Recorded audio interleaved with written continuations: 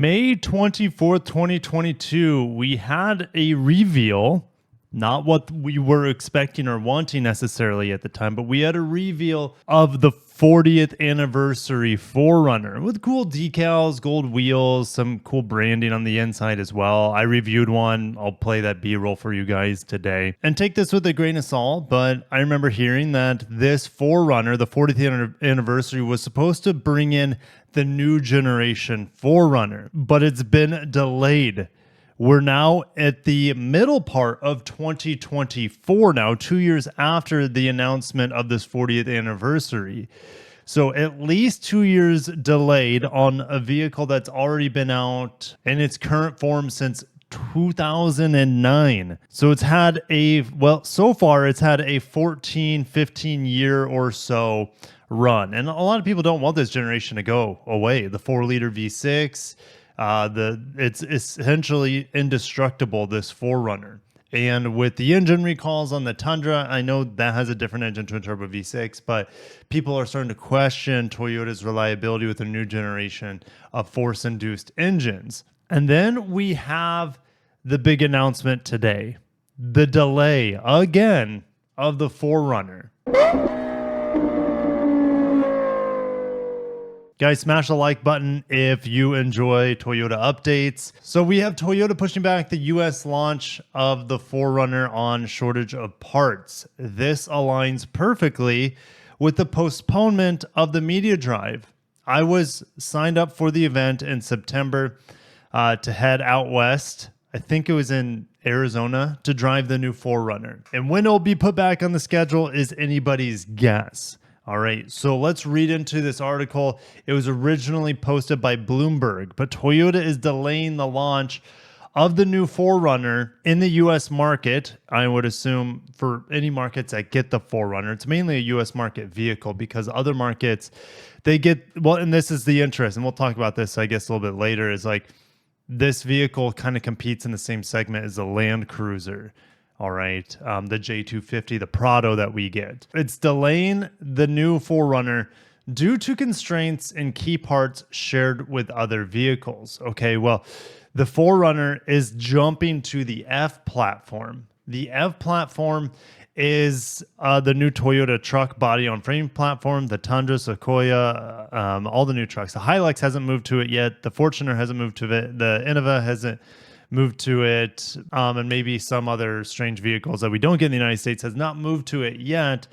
But the Forerunner is a huge volume seller, and it is now moving to this F platform that will share a lot of it, especially with the Tacoma that we already have state signed with the 2.4 turbo and the 2.4 turbo hybrid and the 8-speed auto that the Tacoma gets. But the platform underneath, the same technology is there built into this vehicle that's seen in the Tacoma. Now, they remind us that U.S. deliveries for the new Forerunner would start this fall, but they don't expect to begin shipping until December at the earliest or early next year, a company spokesman said on Wednesday. So it has been delayed to December at the earliest. That's shipping. It seems like this F platform is giving Toyota all sorts of fits. Okay, we've had the twin turbo V6 recall in the Tundra, which they're not fixing the engine, they're just replacing the engine with, I'm hoping, a revised engine that has improved upon its failures, right? We know of the supply chain issues affecting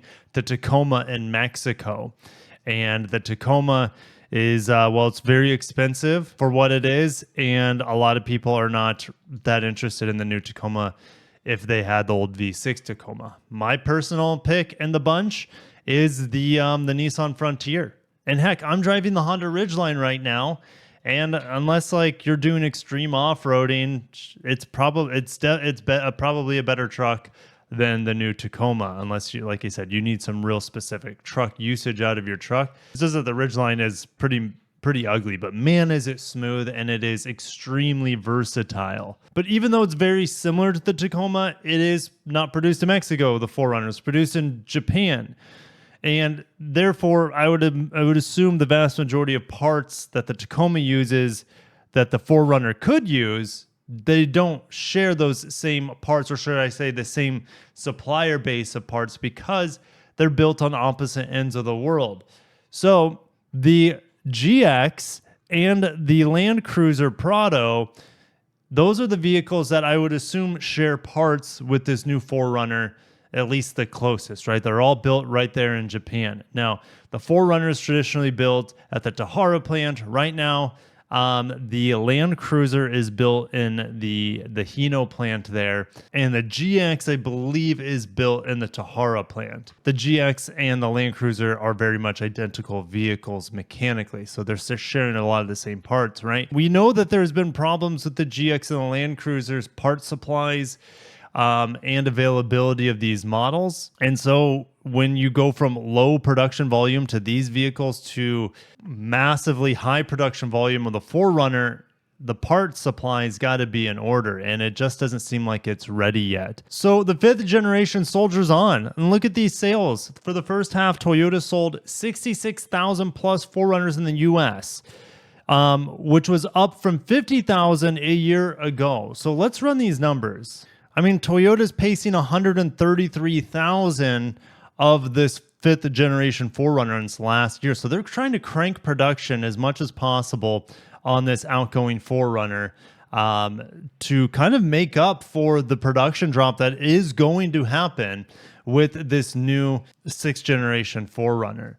I expect the Forerunner to stay around $40,000 for the starting price. If not, it's going to have a hard time being sold. And I think the reason is people love the idea of a bulletproof V6 in their Forerunner. This platform has all the bugs ironed out, is one of the most indestructible tank vehicles that you can buy, and people are happy to shell out a good amount of money for them. But if the new Forerunner comes out with a higher price tag than this generation, I think people will be disappointed.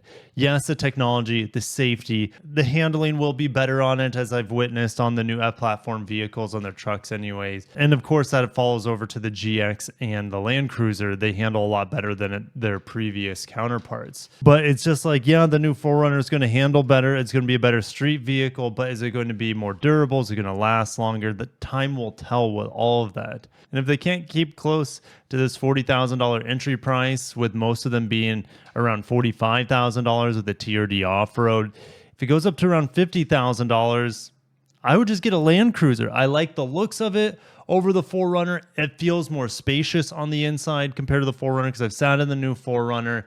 And I like the interior. The interior is more upscale feeling, more it just feels less pretentious than the new Tacoma / Forerunner interior. Like, the interior of the Forerunner is so similar and like 95% identical to the Tacoma.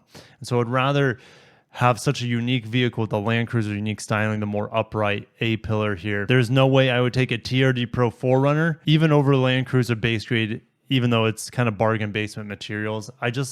There's something about the Land Cruiser, the design of it pulls me so hard that I'd be picking this over even the new Forerunner. The new Forerunner's front end is a little off to me.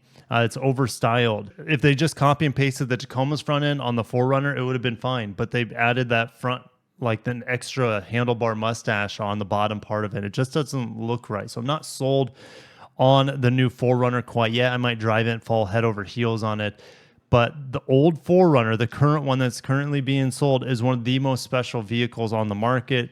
You sit in one, it feels like it's built from granite. The steering, the hydraulic steering on it is just so awesome. And it's just smooth as butter. All right, it reminds me of the old school Lexus GX before it got redesigned, the old GX 460. The Forerunner is kind of like, it gives you that luxury, even though it's not quite as nice on the inside as a GX, or at least the old GX. It's a special vehicle that I'm going to miss dearly. The only vehicles left that kind of have this old school feel are from Nissan right now. The old hydraulic steering in the Armada, as well as the Frontier. And I really have a strong connection to those vehicles. I love driving them. They feel right. And this Forerunner is one of the last from Toyota to embody that old school, indestructible identity. Am I sad about the delay of the new Forerunner? No, it's been delayed for over 2 years at this point. What's another few more months? I just hope that it will be worth the wait. But we kind of know what this vehicle is going to ride and drive like. We've driven the Tacoma. We've driven the Land Cruiser. It's going to be kind of a little bit of both of those vehicles, of course. And on paper, it's going to be better than the outgoing 4Runner too. But subjectively, is it going to turn the hearts of the tried and true faithful 5th gen lovers? Time will tell. Thank you guys for watching, and I'll update you once I hear more about the delayed 4Runner. Have a great day and peace.